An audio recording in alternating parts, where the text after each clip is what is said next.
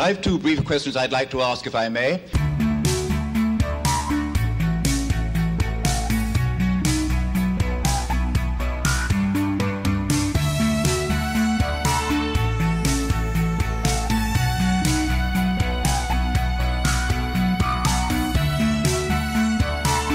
Hi, welcome to Left Foot Media. My name is Brendan Malone and you're watching The Daily Question. Today's question of the day, is it okay to eat Chick-fil-A during Pride Month? Now the reason I'm asking that question is because of this little article that came across my desk today. It's about Jack Dorsey, the CEO of Twitter, Gay Pride Month, and a chicken sandwich from Chick-fil-A. Let me read you the headline and then we'll talk about the contents. Twitter CEO Jack Dorsey forced to apologise for eating Chick-fil-A during Pride Month. Now, first of all, the first thing about this headline is that this is a classic example of why journalists are one of the least trusted professions today, because in actual fact he wasn't forced to do anything and he didn't actually apologise. He did back down, but he didn't apologise and he wasn't forced to do it. Now, when I first saw this article and I first saw this headline, my first thought was, oh, this has got to be The Onion or one of those other really clever satire news websites, and this is a funny piece of satire, because this would be a funny piece of satire, but no, it's actually not The Onion. It is actually true. This did actually happen. There was a baying Twitter mob who came after CEO Jack Dorsey because, let me explain the situation from the article. So basically what happens is he goes into Chick-fil-A a couple of days ago, he orders himself a Chick-fil-A sandwich and he uses his Boost coupon to get a 10% discount, and then it gets tweeted out that he's used his Boost coupon to buy a chicken sandwich at Chick-fil-A, and then immediately the Twitterati come after him. And so he receives tweets like this one: "You must love the taste of bigotry." And here's another one he got: "Why is Twitter boosting a notoriously anti-gay company during hashtag Pride Month?" And then even Soledad O'Brien, who used to work for CNN, chimed in and said this is an interesting company to boost during Pride Month. In response to that, Jack Dorsey then does a bit of a back down and he says this: "You're right, completely forgot about their background." This was insane. This whole thing is insane. Jack, you shouldn't have backed down. You should not have backed down. At moments like this, you shouldn't apologise unless you actually have something to apologise for. If you've done something wrong, you've actually genuinely done something wrong, and you owe someone an apology, that's when you apologise. You don't apologise to a baying mob of people who are being irrational and childish in the way that they are interacting with you. You have nothing to back down or to apologise for. And what you really should have done was said to these people, hashtag grow up, because this is not how mature adults engage in disagreement. When they have dialogue about an issue where they disagree, even a big and important issue, this is not how adults behave. This is how children behave. They call people names simply for having a different viewpoint than they do. So that's the first thing that happens here. Second thing is they try and punish or shame the person for having a view that's different to their own. That's not how rational adults behave, right? So you had nothing to back down about.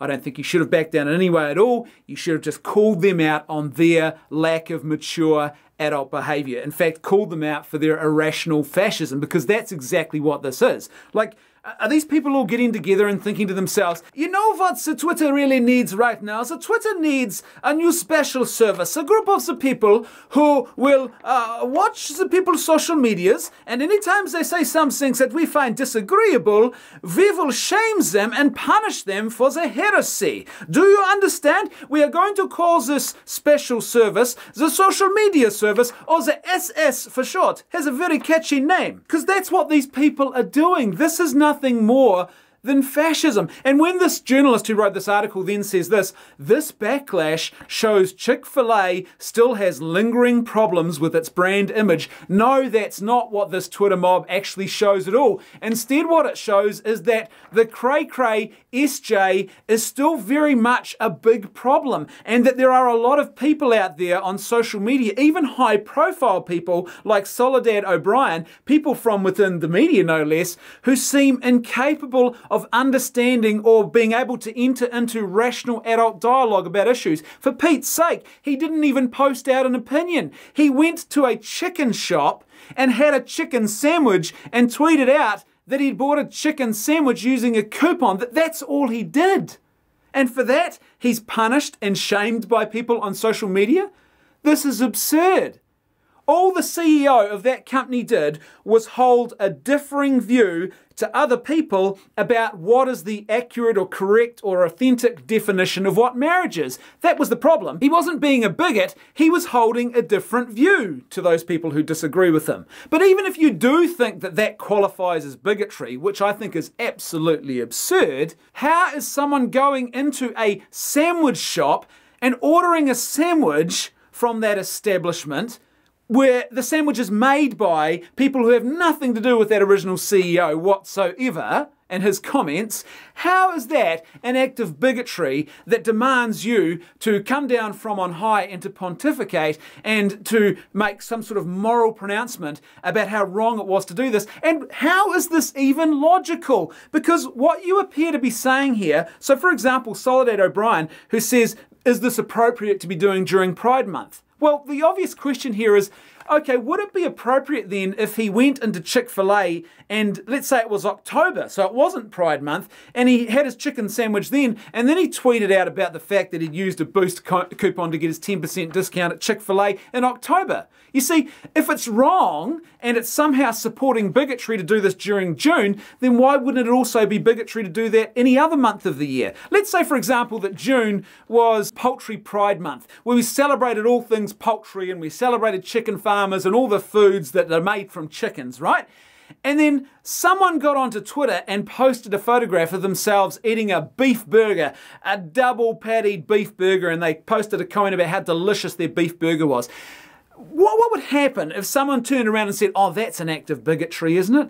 That's an awful thing. The fact that you have posted that photograph of you eating a beef burger during Poultry Pride Month, that shows that you support bigotry and that you hate chicken farmers and that you hate lovely chicken-based foods and products. How dare you? However, if you posted out that photo any other month of the year, then that wouldn't be a problem. That would be okay. This is like a weird religious cult. This doesn't make any sense. This is so totally arbitrary. The biggest problem here, like I said, though, is this is not how adults act.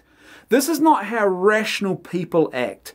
This is how ideologues and fascists act. This is how people who want to punish other people and to shame them into submission act. And the irony here is that Pride Month is supposed to be all about tolerance when this is the exact opposite of tolerance. Tolerance is not, we will tolerate you as long as you have ideas that we agree with. That is the opposite of tolerance. Tolerance is where you tolerate people regardless of whether or not you agree with or tolerate their ideas. Even if you find their ideas intolerable, you are still supposed to tolerate the person, and they're not supposed to be punished for saying things that you happen to simply disagree with. That is not how tolerance works. The final word on this should go to this tweeter. I don't know who you are, but this tweet proves that not all heroes wear capes. Listen to this response that someone gave. Don't give in to these people and their complaints.